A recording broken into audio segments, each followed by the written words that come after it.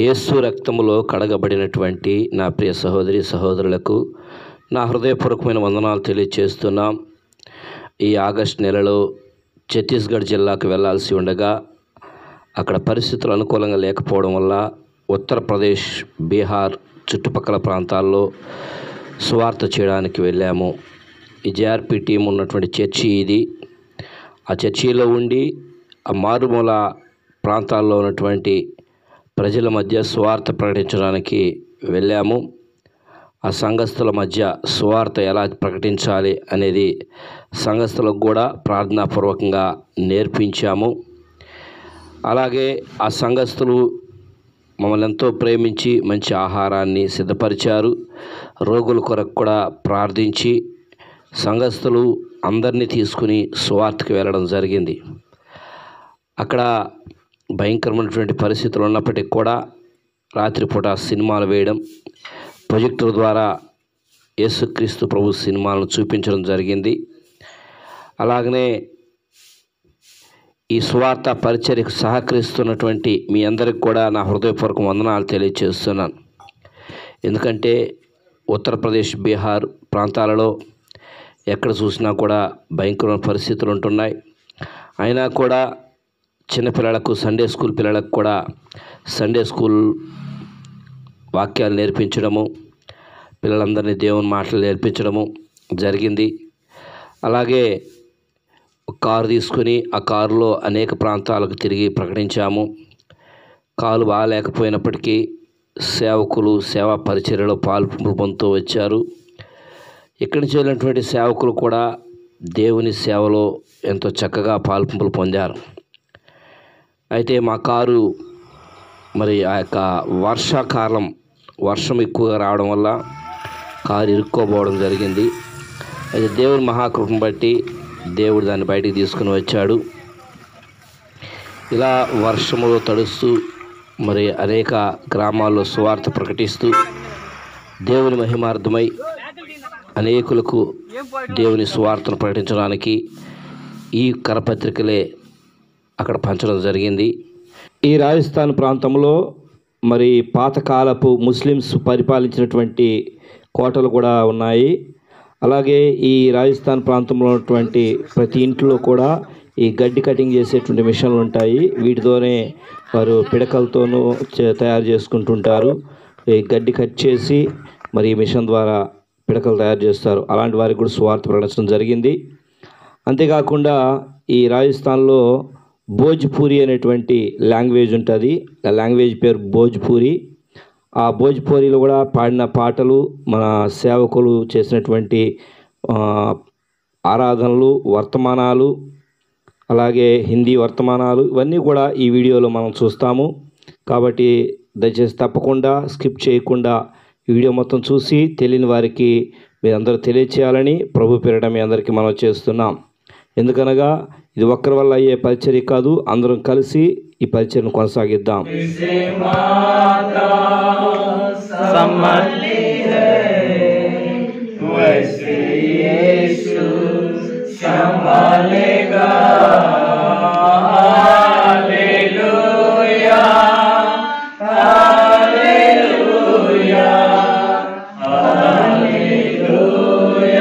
मेरा नाम सतीश कुमार पाल है। मेरा गांव श्रीपुर है। मैं आप लोगों के बीच में छोटा सा कहानी सुनाने जा रहा हूँ। गलती होगा तो माफ कर देना। आदि में परमेश्वर ने सृष्टि की। आदि में परमेश्वर आकाश और पृथ्वी की सृष्टि की रचना की उत्पत्ति एकाएक। क्योंकि जब उसने कहा तब हो गया। जब उसने आज्ञा दी तब वास्तव में वैसा ही हो गया।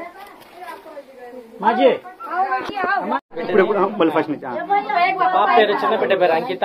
ఈ రోజు ఉత్తరప్రదేశ్ లో ఈ బిడ్డని దేవుడికి ప్రతిష్ఠిస్తున్నాము. ఈరోజు తల వెంట్రుకలు తీయాలని తల్లిదండ్రులు ఇష్టపడ్డారు కనుక ఈ రోజు వీళ్ళింట్లో ప్రార్థన పెట్టి ఉన్నారు. సువార్త నిమిత్తమే మేము వచ్చాము ఇక్కడికి. ఈ రోజు ఈ పాప నిమిత్తం ప్రార్థించాం. ఈ పాపని దేవుడికి ప్రతిష్ఠించాం. ఈ పాపని దేవుడు దీవించినట్లు మీరందరూ కూడా మీ ప్రార్థనలో జ్ఞాపకం చేసుకోరండి. దేవుడు మిమ్మల్ని ఈ పరిచర్యను దీవించి ఆశించును గాక. ఆమేన్. జై మసీహ్ కే హల్లెలూయా. జై. థాంక్యూ.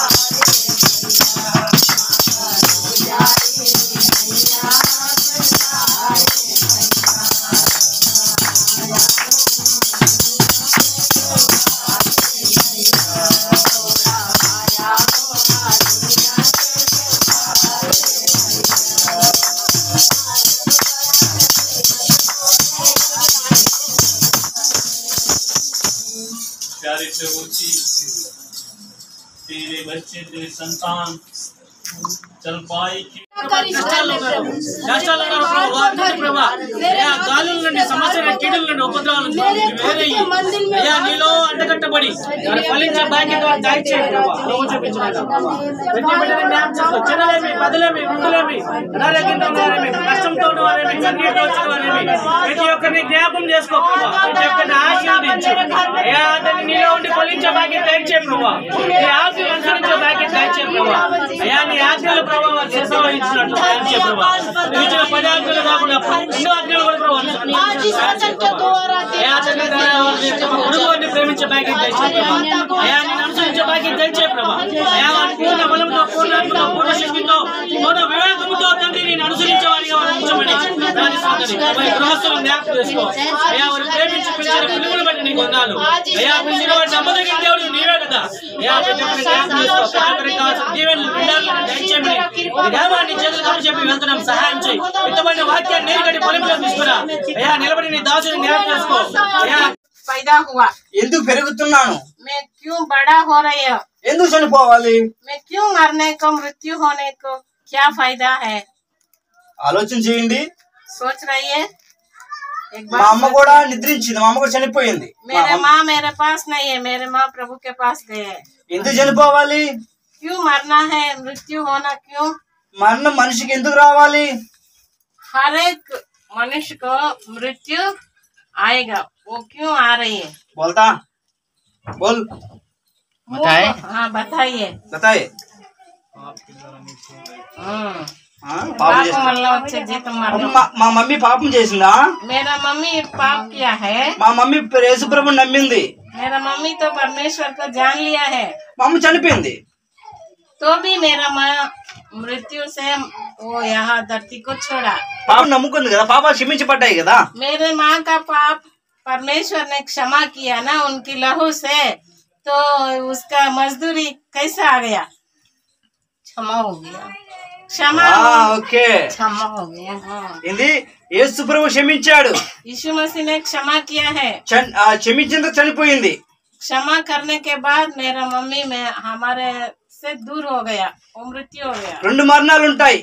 2 मृत्यु है हर एक व्यक्ति को, ఆత్మ సంబంధమైన మరణము, आत्मिक मृत्यु శరీర సంబంధమైన మరణము. और शारीरिक रीति से मृत्यु। శరీర సంబంధం అందరికి మరణంగా ఉంటుంది, शारीरिक रीति मृत्यु सबको एक ही रीति हो जाएगा, అందరి మరణమే. सब लोग वही रास्ते से जाना है। ఆత్మ సంబంధమైన మరణము, आत्मिक मरण तो పాపాలు ఒప్పుకున్న వారికి మరణం లేదు. परमेश्वर के पास आके यीशु मसीह मेरा पाप आप क्षमा करो, आपकी लहू से मुझे क्षमा करो, शुद्ध अर्थमैंदा? करो। ऐसा प्रार्थना करने वालों को क्षमा करते और आत्मिक मरण उन लोगों को नहीं मिलेगा, అర్థమైందా, आत्मिक से नहीं मर जाएंगे। అర్థమైందా. बहन कर रही है, भाई बहन చూడండి, గడ్డి ఉంది కదా, देखिए हम लोग बाहर इधर आ। देखेंगे, घास देख रही है, గడ్డి మనం ఆ గడ్డికి ఎండిపోతే దాని రోగం వస్తుందా మళ్ళీ, वो घास तो सूख गए तो उनको पहली जीवन फिर भी आएगा, घास को फिर आएगा, नहीं आएगा, గడ్డికి రోగం రాదు, नहीं आएगा।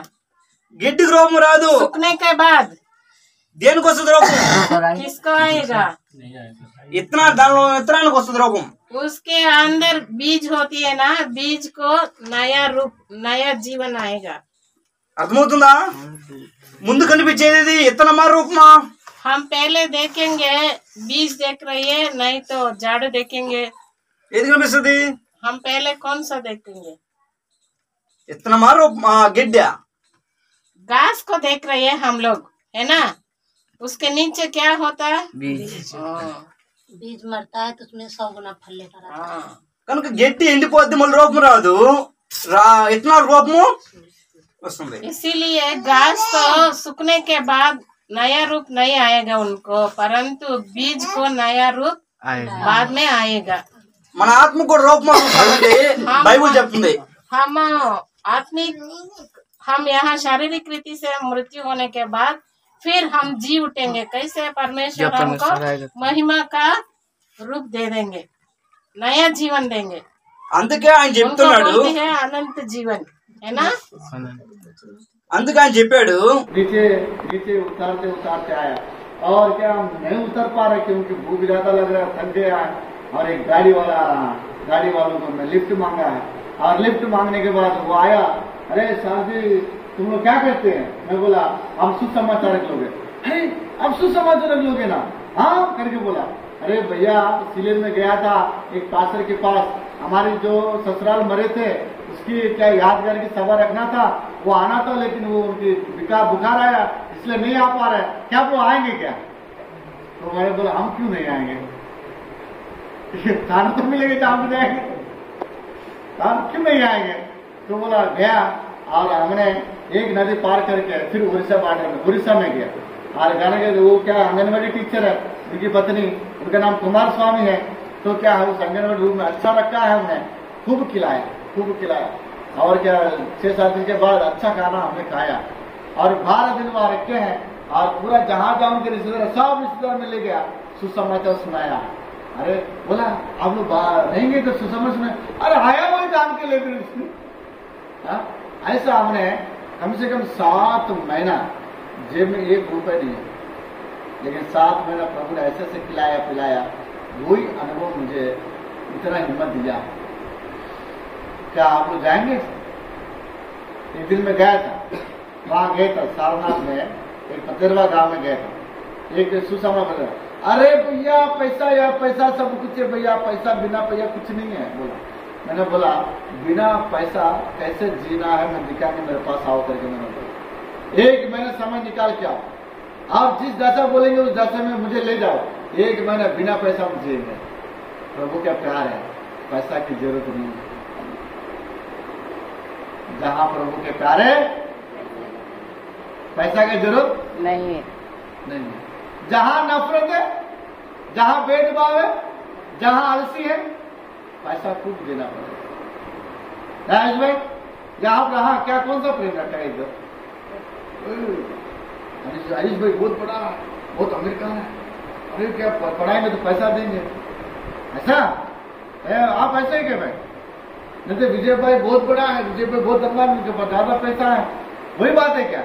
विजय भाई जैसे दूसरे वैसा भाई नहीं है. विजय भाई धनवान नहीं है.